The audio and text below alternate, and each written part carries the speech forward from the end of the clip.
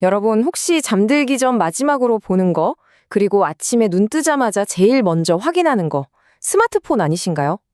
아마 많은 분들이 그럴 텐데요. 오늘 우리는 바로 이 익숙한 습관에서 출발해서 한때는 개인의 문제로만 치부됐던 중독이 어떻게 우리 시대의 거대한 전염병이 되었는지 그 이야기를 깊숙이 들여다보려고 합니다.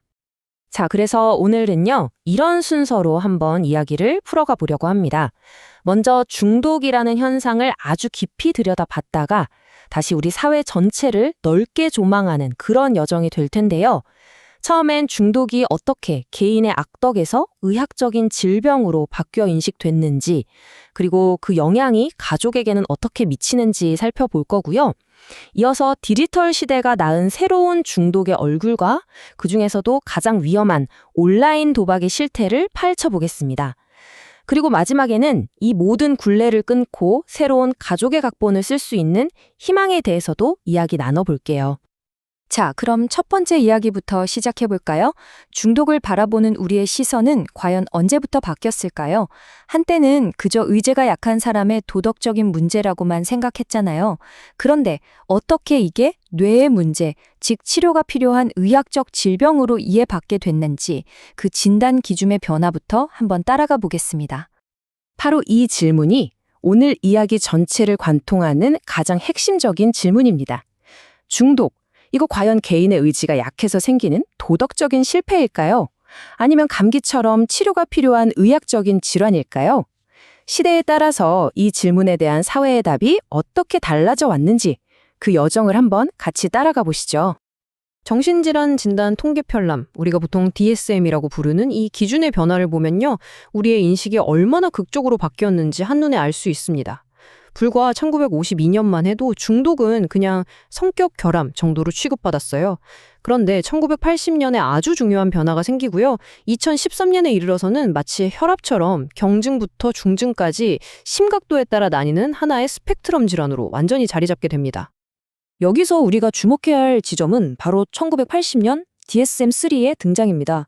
이때 물질 사용 장애라는 지금은 우리에게 익숙하지만 당시로서는 정말 혁명적인 진단명이 처음으로 딱 붙게 돼요. 이게 왜 그렇게 중요하냐고요?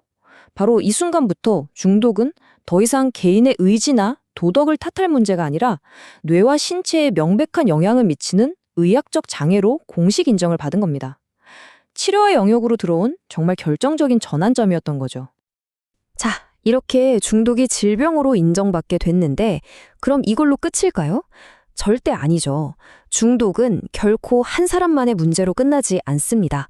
그 병이 마치 물결처럼 가족 전체 시스템에 어떻게 퍼져나가는지 그 파급 효과를 한번 살펴보겠습니다. 여기서 아주 중요한 개념이 하나 등장하는데요. 바로 공동의존입니다. 이게 뭐냐면 중독자 주변 사람들이요, 그 중독자의 문제에 너무 깊이 얽매인 나머지 정작 자기 자신의 삶과 감정은 완전히 잃어버리는 상태를 말해요. 예를 들면 알코올 중독인 남편의 술 문제를 수습하느라 아내가 자기 건강도 직장 생활도 다 망가뜨리는 경우를 생각해 보시면 이해가 쉬울 겁니다.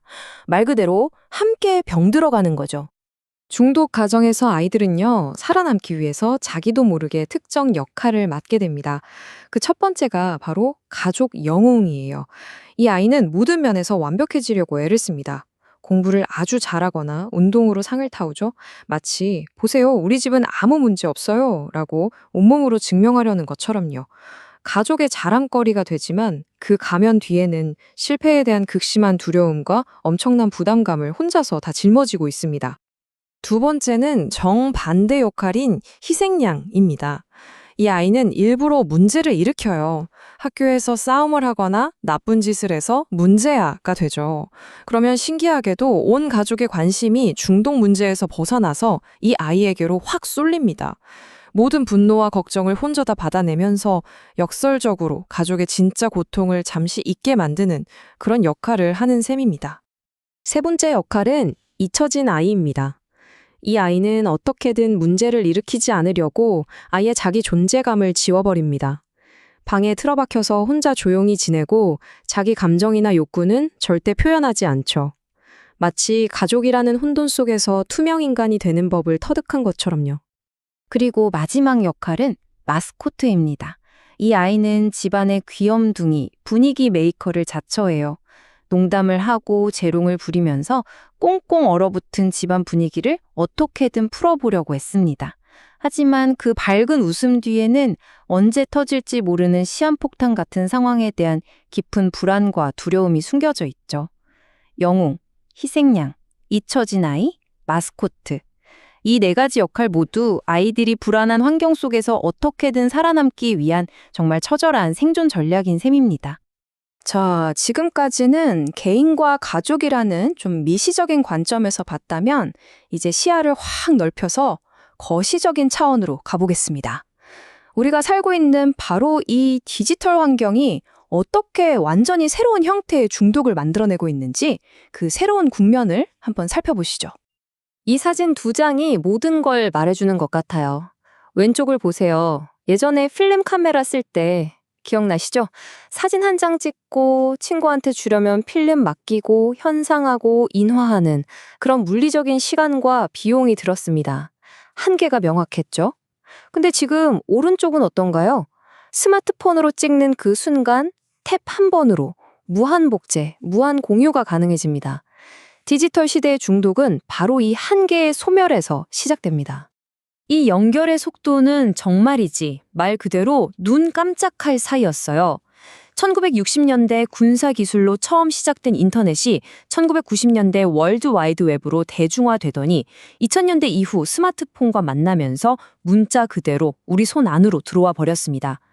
불과 한 세대 만에 인류는 이전과는 아예 비교할 수도 없는 초연결 사회로 완전히 재편된 거죠. 하지만 이 놀라운 기술의 발전은 당연히 어두운 그림자도 함께 가져왔습니다. 온라인 게임 중독, SNS 중독, 스마트폰 중독, 이제는 너무 익숙한 단어가 됐죠. 근데 더 깊은 문제도 있습니다. 온라인에서 수천 명과 연결될수록 현실의 나는 오히려 더 외로워지는 사회적 고립이라는 역설이 생겨나고요. 검증되지 않은 정보가 바이러스처럼 퍼져나가서 사회 전체를 병들게 하기도 합니다. 디지털 시대의 중독의 여러 모습 중에서 오늘은 가장 어둡고 위험하다고 할 수 있는 한 가지를 케이스 스터디처럼 깊게 파고들어 보겠습니다. 바로 불법 온라인 도박의 폭발적인 증가 문제입니다. 자, 이 숫자를 한번 보십시오. 22조 8천억 원.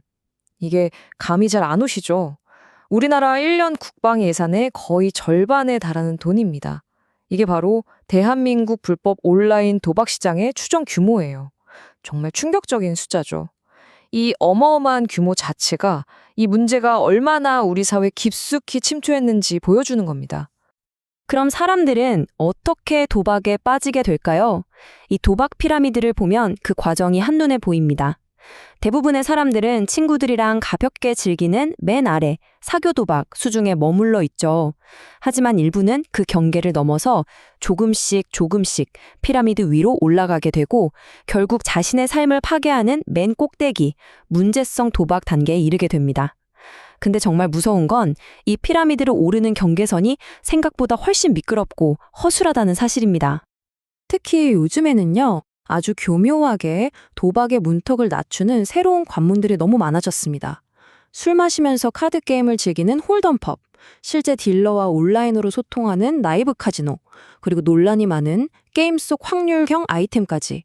이들은 모두 오락이나 게임이라는 탈을 쓰고 있지만 그 본질은 우리의 뇌를 자극해서 돈을 걸게 만드는 도박의 원리와 정확히 똑같습니다.